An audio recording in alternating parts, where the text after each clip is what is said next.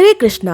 आज की इस वीडियो में हम आपको बताएंगे कि कैसे करें माघ मास की षटतिला एकादशी 2026 व्रत का पारण। क्या होगा षटतिला एकादशी व्रत को खोलने का सही समय और सही तरीका, क्या होगी षटतिला एकादशी व्रत को खोलने की पूजा विधि, और एकादशी व्रत को खोलते समय क्या गलतियां आपको भूल से भी नहीं करनी है। तो ये सब जानना चाहते हैं तो वीडियो अंत तक जरूर देखें। साल में आने वाली सबसे बड़ी और खास एकादशियों में से एक है षटतिला एकादशी, क्योंकि षटतिला शब्द षट और तिला शब्दों से बना है, जिसका अर्थ है 6 तिल। इस दिन तिल के 6 प्रकार के प्रयोग करने का विधान है, इसलिए इसे षटतिला एकादशी कहते हैं। इस एकादशी का व्रत करने से पूर्व जन्म के पाप नष्ट होते हैं, दरिद्रता, रोग और मानसिक कष्ट दूर होते हैं और भगवान श्री हरि विष्णु की विशेष कृपा प्राप्त होती है। कहा जाता है कि षटतिला एकादशी का व्रत करने वाला व्यक्ति वैकुंठ को प्राप्त करता है। इस दिन तिल से जुड़ी चीजें जैसे तिल के तेल, तिल दान, तिल से स्नान, तिल के भोजन का विशेष महत्व है। इससे न केवल पाप नष्ट होते हैं बल्कि मनोकामनाएं पूर्ण होती हैं और विष्णु जी की कृपा प्राप्त होती है। इस बार मकर संक्रांति के दिन पड़ने से ये एकादशी और भी विशेष फलदायी बन जाती है।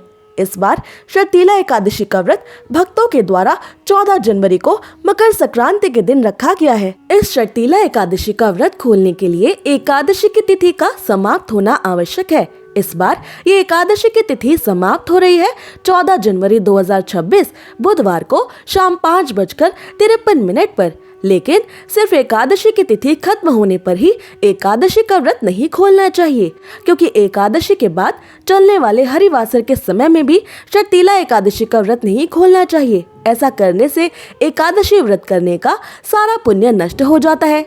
इस बार ये हरिवासर का समय समाप्त हो रहा है 14 जनवरी 2026 बुधवार को रात 12 बजे तक, यानी आपको 14 जनवरी को रात 12 बजे के बाद भी अपना षटतिला एकादशी का व्रत नहीं खोलना है।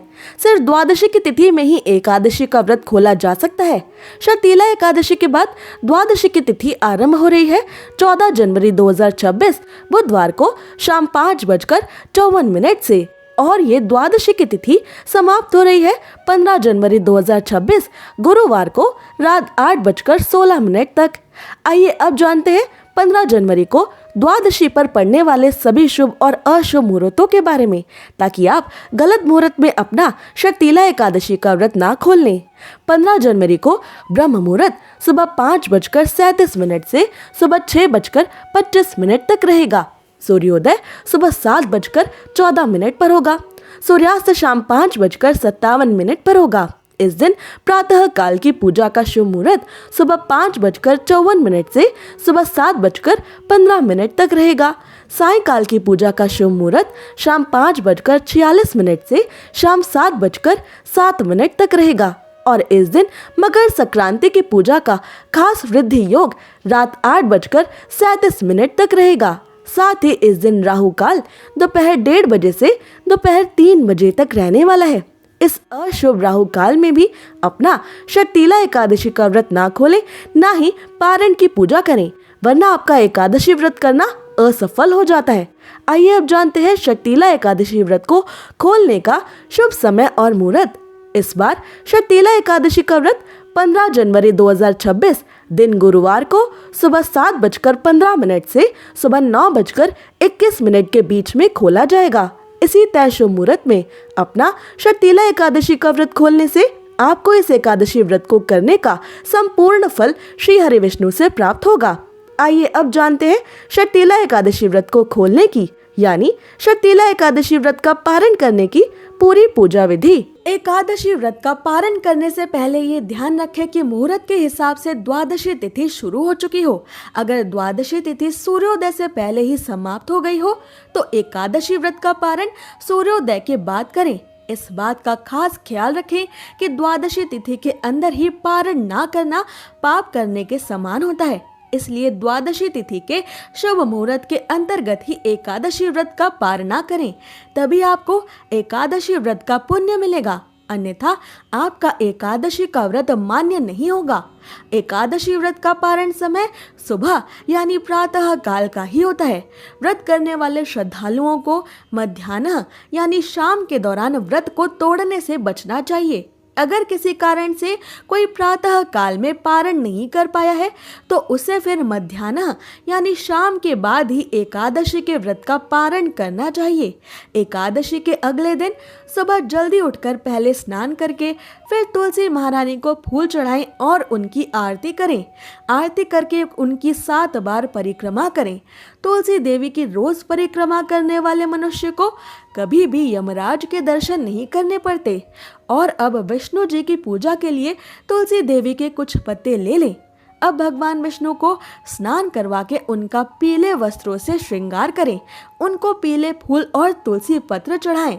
फिर भगवान विष्णु की आरती करें और आरती के बाद जाने अनजाने में एकादशी व्रत के दौरान आपसे हुई सभी छोटी बड़ी गलतियों की करुणामयी भगवान श्री हरि विष्णु से क्षमा मांगे। भगवान विष्णु से क्षमा मांगते हुए आपको ये मंत्र बोलना चाहिए। आह्वानम न जानामि विसर्जनम पूजाम चैव न जानामि क्षमस्व परमेश्वर मंत्रहीनम क्रियाहीनम भक्तिहीनम जनार्दन यत् पूजितम मया देव परिपूर्ण तदस्तु में। इस मंत्र को अपनी पूजा खत्म होने के बाद आपको 7 बार बोलना चाहिए। इसके बाद भगवान विष्णु से ये एकादशी व्रत स्वीकार करने की प्रार्थना करें। आइए अब जानते हैं कि क्या खाकर आपको एकादशी का व्रत खोलना चाहिए। द्वादशी के दिन भगवान विष्णु जी को घर पर सात्विक तरीके से बनाए गए पकवानों का ही भोग लगाएं। ये पकवान मीठे या नमकीन दोनों हो सकते हैं। यदि आप द्वादशी के दिन मीठे चावलों का भोग भगवान श्री हरि विष्णु को लगा सके तो ये और भी अधिक शुभ होगा, क्योंकि द्वादशी के दिन पीले या मीठे चावल खाना बेहद शुभ माना जाता है। एकादशी के व्रत में चावल खाने पर रोक होती है, इसलिए द्वादशी व्रत को खोलते समय चावल खाकर ही व्रत खोलने का नियम है। मान्यता है कि एकादशी के दिन चावल खाने से शरीर छोड़ने के बाद वो मनुष्य रेंगने वाले जीवों के रूप में जन्म लेता है, लेकिन द्वादशी को चावल खाकर एकादशी व्रत को खोलने वाला मनुष्य मोक्ष को प्राप्त करता है। आपको एकादशी व्रत का पारण करने के लिए पकाए जा रहे भोजन में गाय के शुद्ध देसी घी का प्रयोग जरूर करना चाहिए। ये सेहत के लिए भी अच्छा होता है और इसमें शुद्धता भी होती है। आंवले के पेड़ पर भगवान श्री हरि विष्णु का वास होता है, इस कारण आंवले का भी एकादशी के व्रत में विशेष महत्व माना गया है। इसलिए एकादशी व्रत का पारण करने के दौरान आप आंवला भी खा सकते हैं। आंवला खाकर एकादशी व्रत खोलना भी बहुत शुभ होगा।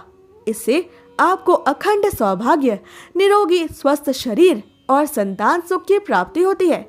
आप द्वादशी के दिन एकादशी व्रत खोलने के लिए जो भी सात्विक भोजन बनाए उसी भोग और भगवान श्री हरि विष्णु को चढ़ाई गई तुलसी की पत्ती को पानी के साथ लेकर ही अपना व्रत खोलें। पर ये ध्यान रखें कि एकादशी व्रत का पारण किसी मीठी चीज से भी किया जा सकता है। व्रत के पारण के लिए आप भगवान श्री हरि विष्णु को भोग में मिठाई और मौसमी फल भी दे सकते हैं। पारण के भोजन में सेम की सब्जी खाने का भी विशेष महत्व माना जाता है।